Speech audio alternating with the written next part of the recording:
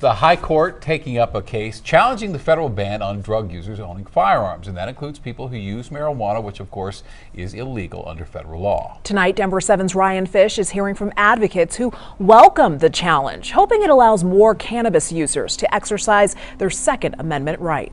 They're not hard to find in Colorado. Marijuana users. I'm actually a medical marijuana patient myself. And gun owners. The ultimate goal is provide training to as many humans as possible, normalize gun ownership. Members of both communities want to see changes to a federal law banning regular users of drugs, including marijuana, from owning a firearm. A lower court ruled that law violates the Second Amendment, but the Trump administration says this restriction is justified, asking the Supreme Court to review the case. On Monday, the High Court announced it will. Extremely surprised that they would take up this case, but also excited that we get to see where the laws align. Colorado and about half of the other states have legalized recreational marijuana, but it's still illegal federally. The Justice Department's legal petition to the Supreme Court says habitual drug users, quote, present unique dangers to society and pose a greater danger than habitual users of alcohol. While these gun and pot advocates don't want those actively impaired to use guns, they say the federal ban goes too far. Freedom comes with responsibilities, and this is no different.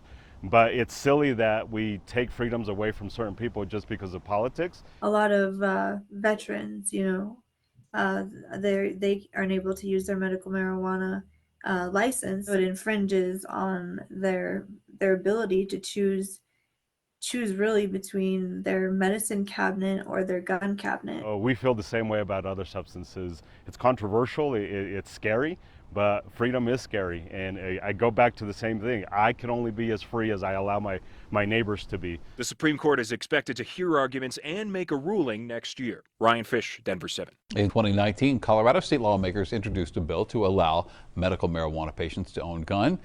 It ultimately failed.